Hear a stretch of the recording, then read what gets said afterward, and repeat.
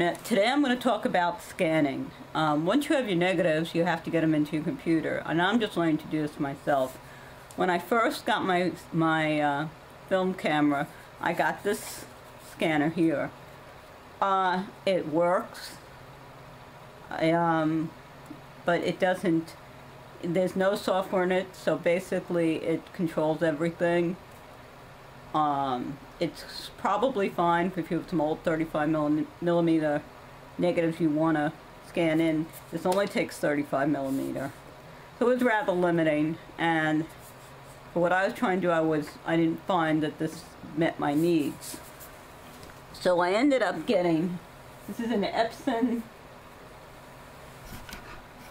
let's see if I can, an Epson V600.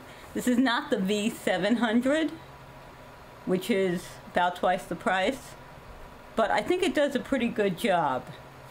Now, if you're going to scan with a flatbed scan such as this, the first thing you have to do is put the negatives in. First of all, you have to make sure everything's clean. That means wiping off making sure that there's no dust on the glass, and making sure there's no dust on the negative. So I just wipe these. I have this soft cloth that I wipe the negatives down. You can wipe the glass down with it. And what you have to do, this particular scanner comes with holders where you put the negatives. There's also one for 35mm that can hold 2 rows of, I think, about 5 negatives. Maybe it's 6, and I think it's 6, but that's a little big for the storage things you get. This holds 3 6x6 or 4. I think this is 6 by 4.5, and something like that. Now what you do is you open it up, and you have to put the negatives in here. You can see right over here there are some tabs, so you've got to fit it under there. It tells you how it goes in. What you want is it to be face down. And what you're going to do is and this is best done on a flat surface. So let's point this camera down here and move this out of the way. So what you're going to do is you're going to slip this under here very carefully. Make sure it's all lined up. It's a little bit easier with the 35mm. Then you're going to close this. And then what you're going to do is, first of all, let's pick this up again. The scanner here has this is the normal pad that you would use, that is used for normal documents. You have to take that out with this model. You stick this on the bed, on the scanner bed. There are some notches. And then what you're going to do is you're going to preview it, make sure you're getting what you want, and then you're going to scan it. Scanning. We first bring up the scanning panel. This is the Epson software, and when we hit, the first thing we do is hit preview and see what we have. And now once we have the preview, you can see this is relatively quick, showing the preview. The next thing you'll see after it shows the preview, you'll see the 4 images. Now, for these 6x6 negatives, you only get 4 on each sheet. So we've got our 4 negatives, and now we're going to take a look at them and see what we have. The one we're focusing on is the one in the lower left corner, and we're going to take a look at that. And the thing you can do with this Epson software that you're not going to see in the original, the first scanner I showed you briefly, which was the one that's strictly for 35mm, is there's no software with it. With the Epson, you have the software, and it includes essentially um, uh, Photoshop type controls. And if you can see, what I'm doing is I'm adjusting some of the image. Now this is your little curve, and you can see your little histogram. And when you hit what I'm going to do now is I'm going to go in, and these controls let you brighten or darken your image, and also work on the contrast. And this is essentially what you would be doing in a wet dark room, either by more or less time under the enlarger light, or using different various enlarger filters. I use the or different papers. I use the multi-contrast paper in the wet dark room, and then from Ilford, and then I have their matching filters, so I can vary the contrast in that way, just like we just did with the software. So now that I've done it, I'm gonna you have to get back to the 4 images on this software. And it looks like I'm looking at it again. And when I'm satisfied and go back to the 4 images, we're gonna actually start scanning. So you see I'm doing some more adjustments here. And we're getting ready.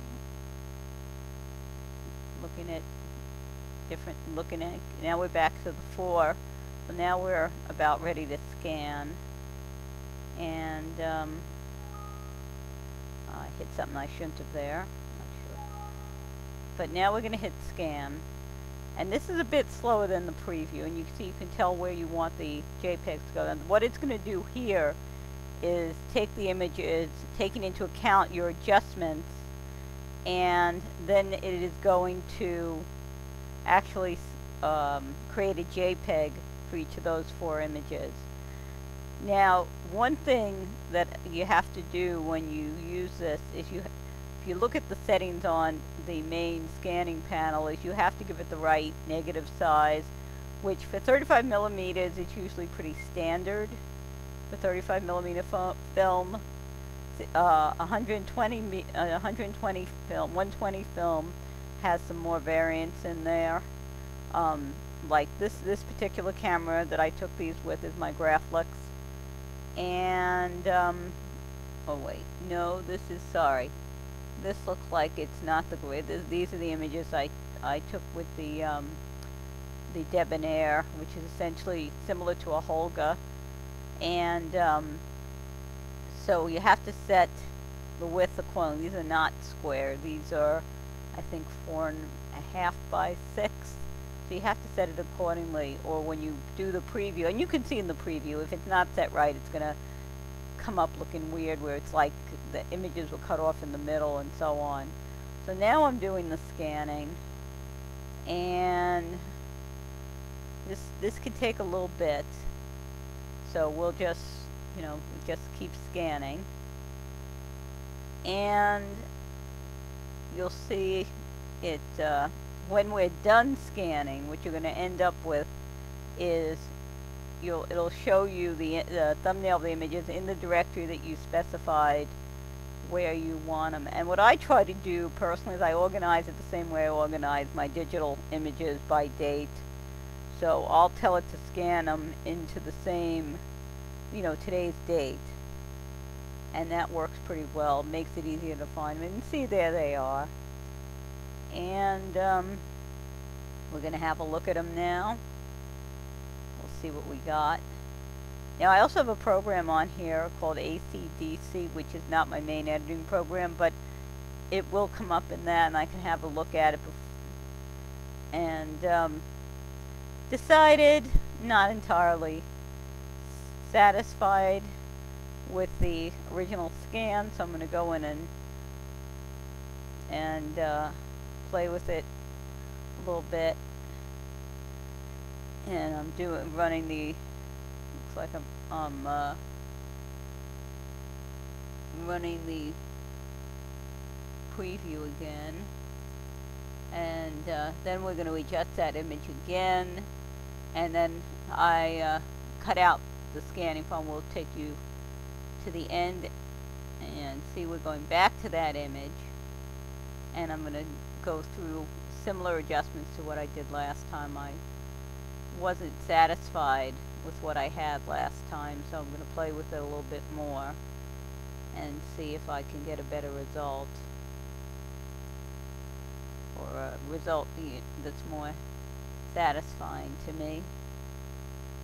Go back and look at there's the tonal curve, and from here you can get back to those settings with brightness and contrast, which are the main ones I adjust.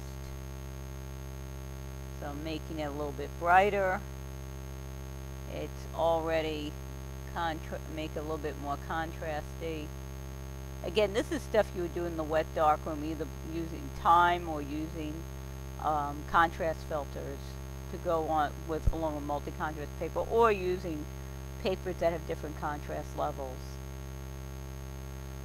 So now I'm happy with it. We're gonna make another scan, and we're gonna skip through most of that, and you can see it's back up there again, and we're gonna take a look at it.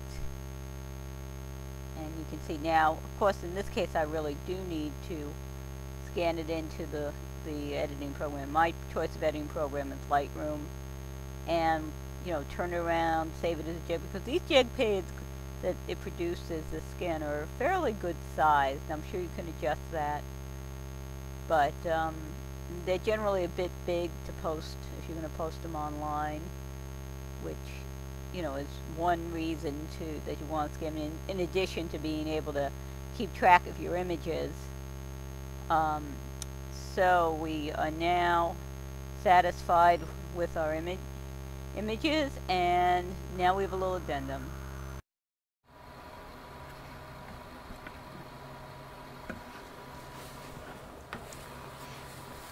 I decided to make this little addendum on how to load the 35mm film. I mean, the 120 film. So let me start up. This has already been loaded, but the first thing you want to do is you want to wipe the film down because it's very susceptible to dust. So what you're going to do is you're going to very carefully wipe this down, like both sides. You can use a soft brush, like a brush that you would wipe a lens down with, or something like that. Now, then you have to get it in the correct orientation. Generally, if you can see here, you've got the numbers C, B, A. This is indicating that what you want to do is put this face down, because the light's going to come up and make your positive image that way. So you can see 3, 2, and 1. So that's correct. Now what we want to do is very carefully, we're going to stick this, very carefully slide this in, like so. Make sure it has to be lined up, and it's a little trickier lining up, I found, the 120. And what you want to make sure that you don't want to put this so far up that it's going to cut off part of the image, because remember, this is going to be blocked from the light of the scanner. So you push it in, get it all in there, make sure it's straight, give it another wipe, and as you can see, this is how you load the film. Now what you're going to do, of course, is you put it in the scanner, you take your scan. So you can see in this case, since they're 6x6 negatives, can only fit 3 frames on here, but this will fit nicely in a negative holder for 120 film. So just wanted to show you, because I didn't think I got a good view of how it was on the original part of the video. So I just wanted to give a little addendum and show you how it looks when you put it in the tray. Okay, thanks.